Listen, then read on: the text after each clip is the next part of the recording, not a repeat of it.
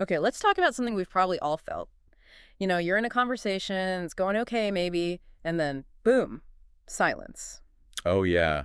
That dreaded awkward silence. Exactly. Your mind just goes blank. Maybe you start feeling a bit antsy and you're thinking, okay, what do I say now? How do I fix this? It's that moment, isn't it, where the kind of energy just evaporates from the chat and you're both sort of looking around, feeling that gap. It can hmm really knock your confidence. It absolutely can. And sometimes it feels like, keeping a conversation going smoothly is this like innate talent some people just All possess. the rest of us are just floundering. Right. But the source material we're digging into this week, it offers, a really different angle. We're looking at parts of day5.pdf, which comes from a guide called 30 Days to Fluent English. And this particular day, day 5, it really focuses directly on this exact problem. Yeah.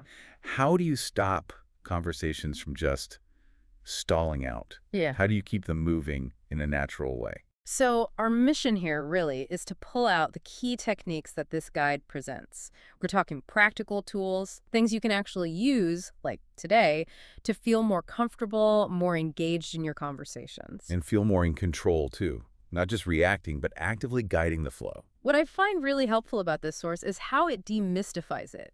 It says conversational fluency isn't magic. It breaks it down into actual skills you can learn. Exactly. It frames keeping a conversation going, not as some inherent trait, but as a set of techniques you can understand and, crucially, practice. Which is pretty empowering, right? It means anyone can get better at this. Totally. It's learnable. Okay, so let's get into these techniques. The source lays out 4 main ones for us. There's asking good follow-up questions, reacting in a natural way, using active listening, and then knowing how to change the topic without it being weird. Right, 4 core skills. Let's maybe start with that first one. The guide seems to position it as, well, pretty fundamental. Sounds good. So, technique number 1, according to this guide, is all about asking great follow-up questions. And I love the analogy it uses. The ping-pong one. Yes. It says conversation is like ping pong. Someone serves the ball, that's their statement, and you absolutely have to hit it back. If you just, watch the ball drop next to you. Game over. Yeah, Conversation over. pretty much. And that visual really highlights what the source identifies as a huge mistake. Just giving these short, clipped, dead-end answers. You answer the question factually, but you don't add anything. And critically, you don't ask anything back. Right. You're basically just letting the ball drop, like you said. All the work then falls back on the other person to serve again, to come up with something totally new. It's exhausting for them. It can be. Think about this classic, slightly painful example the source uses. Person A asks, what do you do for work? Yeah. And person B just replies, I'm a teacher. Right. End of story. Exactly. The source points out that's often where it just dies. Awkward silence descends. Because, it's an answer, sure, but it doesn't invite anything else, does it? Person A has nothing easy to latch onto. They have to completely restart the engine. Now, compare that to what the source calls the right way for the exact same question. Person A, what do you do for work? Okay, same setup. Person B, I'm a teacher. Actually, I teach high school math. It's definitely challenging sometimes, but honestly, it's incredibly rewarding too. What about you? Ah, okay. See, that's completely different. Night and day, right. Person B didn't just give the title, they added a specific detail, high school math. Give you a bit more context. They added a little feeling or perspective, challenging but rewarding, that shows vulnerability, personality. Makes them sound like a real person. And then the crucial part, the ping pong return. What about you? They hit the ball straight back. In that simple addition, the detail plus the question, it changes everything. Now, person A has options. They could ask about high school or math or what's challenging or what's rewarding. Loads of things. Loads. You've given them multiple hooks, as you might call them. And asking, what about you, clearly signals, hey, I'm interested in you too. This isn't just about me. You've returned the serve. So the core takeaway from the source here is pretty clear. Never just give a short answer. Always aim to expand a little bit. Add a tiny piece of information, a feeling, some context. And then volley it back. Ask a question. Keep that back and forth going. Let's think why adding that detail is so effective, like the source implies. It's about creating those hooks, isn't it? If the answer is just teacher, the only follow-ups are kind of generic, like, oh, nice, or maybe what subject, if you're lucky. Right, very limited. But high school math, challenging but rewarding. Suddenly you've opened up pathways. Oh, which grade? What makes it challenging? What's the rewarding part? Did you always want to teach math? My kid struggles with math, you see. Yeah, it vastly increases the surface area for connection. You're giving them more material to work with for their next shot in the ping pong game. Okay, let's try applying this principle like the source encourages. Imagine someone asks you, what did you do last weekend? Okay. The dead-end answer might be, oh, I went hiking. Silence. Right. How could you take that using this technique, add some detail, maybe a feeling, and ask back? Okay, maybe something like, oh, I went hiking, found this amazing new trail up in the hills near my place. The views were just incredible. It's like my favorite way to clear my head, you know. How about you? Did you get up to anything fun? Perfect. See, you added where? Hills near my place. What was special? Amazing new trail, incredible views, and why you enjoy it. Clear my head. Multiple potential follow-ups offered right there. And the crucial, how about you? Makes it feel much more like sharing, not just reporting data. Exactly. So technique 1, add detail, provide hooks, and always, always ask back. Keep that ball in play. Got it. Okay, moving to the second technique from the source material. Reacting naturally to show interest. This is about what you do when the other person shares something. Right. The guide stresses that you really can't just meet their statement with, like, silence or a minimal "oh." Yeah, that "oh" can be a real conversation killer. The source gives this example. Person A says, I just got back from a trip to Japan. Okay, sounds exciting. Person B responds, oh. Oof. Yeah. The guide's note is blunt. Awkward silence. That's not how real conversations work. And it's true. Someone shares something potentially big or exciting for them, a trip, a new achievement, maybe even a problem. Yeah. And your response is just, oh. Oh. It feels flat, dismissive almost. Or, at the very least, it doesn't communicate any positive engagement, even if you're thinking, wow, internally. It just leaves them hanging, wondering if you even cared or listened. It does. So the source shows us the fixed version, the natural engaged reaction. Person A, I just got back from a trip to Japan. And person B responds, wow, that's amazing. How was it? What did you do there? See? Totally different vibe immediately. Instantly. Person B leads with genuine sounding enthusiasm. Wow, that's amazing. That validates person A's news. It acknowledges the significance of what was shared. And then notice how they immediately use technique. Again, they ask relevant follow-up questions. How was it? What did you do there? Keeps the focus on person A's exciting experience. Yeah, these first two techniques, they really work hand in hand, don't they? The natural reaction shows you've received the information and you're interested, and the follow-up question actively pulls for more detail. It's like the reaction is the bridge that shows you're paying attention, and the question is the vehicle that moves the conversation forward over that bridge.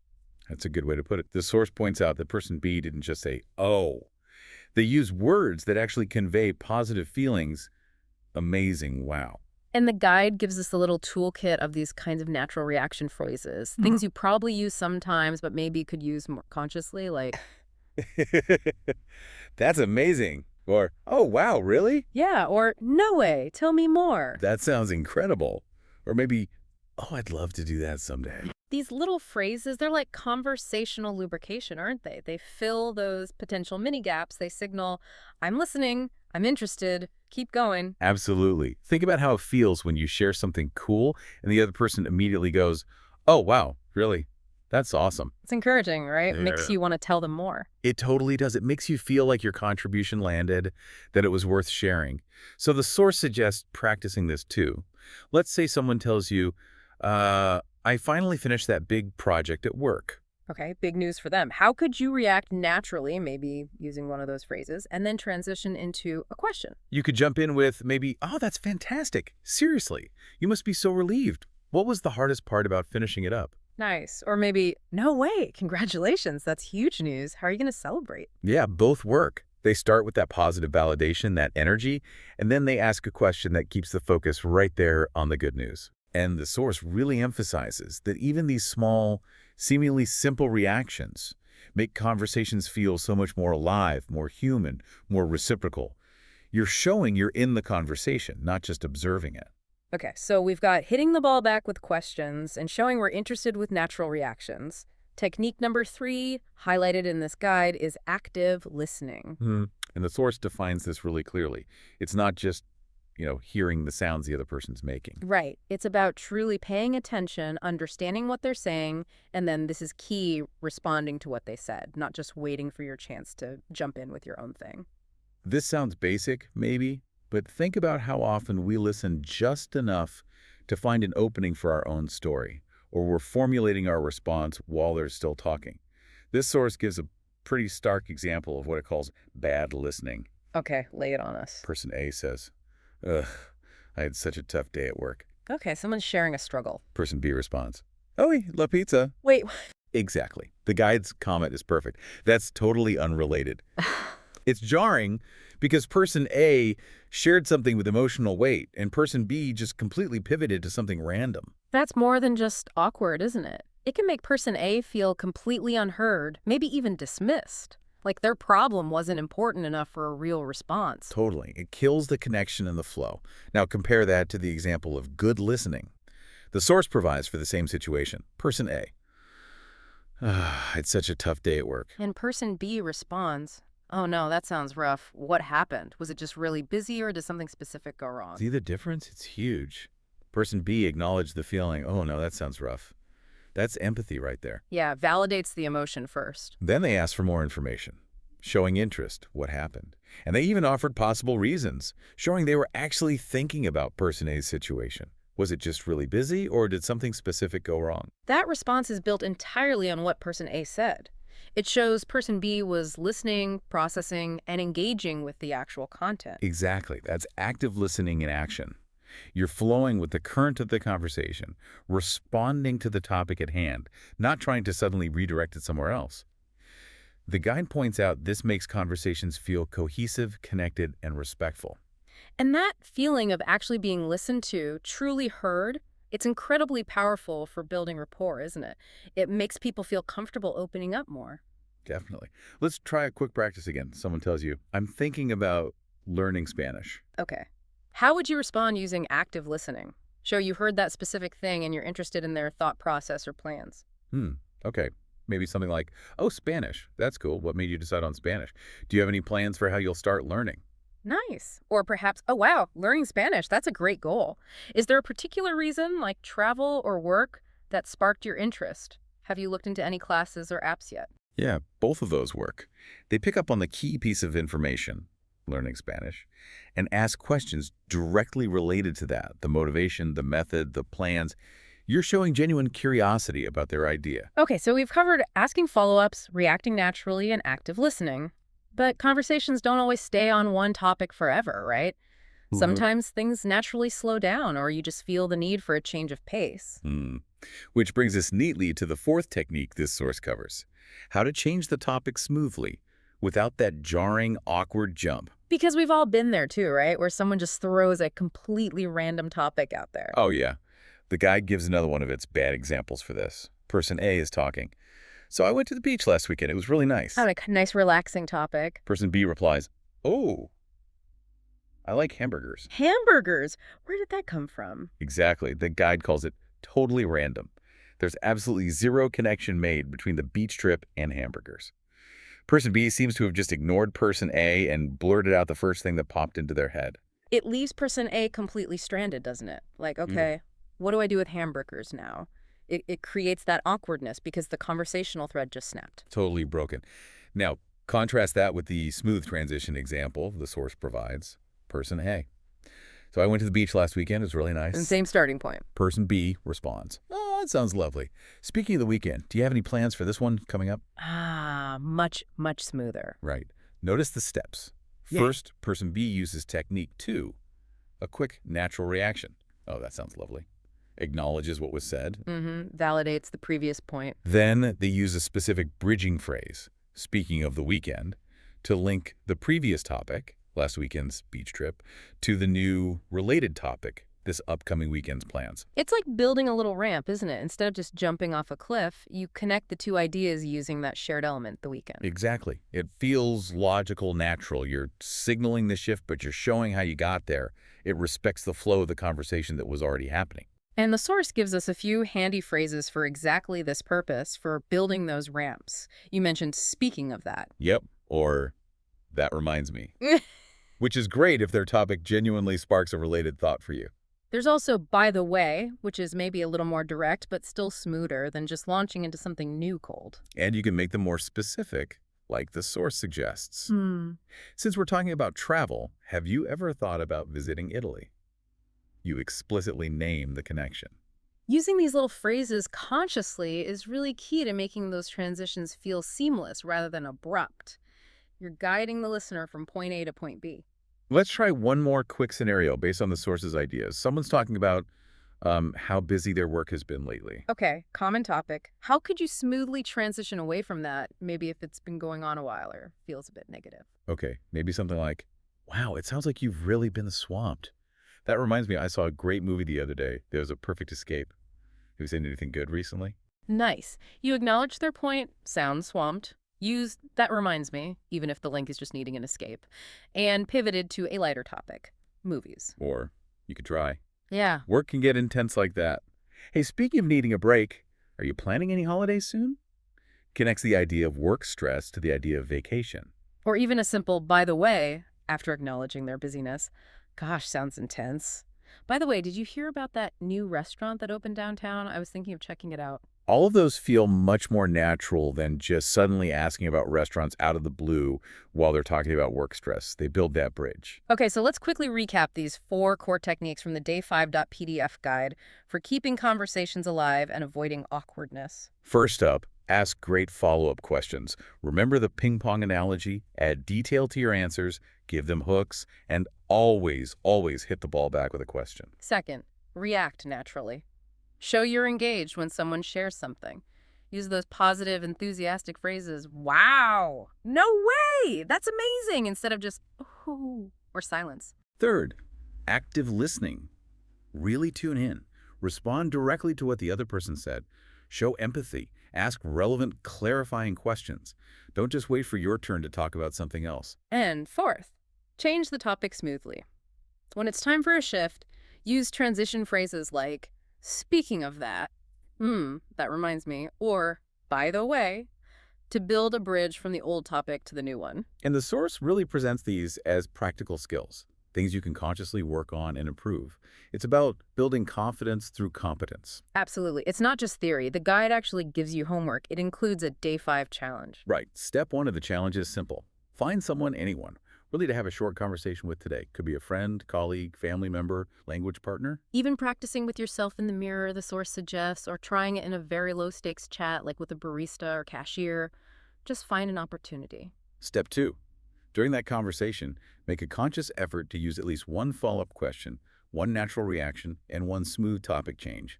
Just one of each to start. The goal isn't perfection, it's just experimenting, right? Getting the feel for using these tools intentionally. Exactly.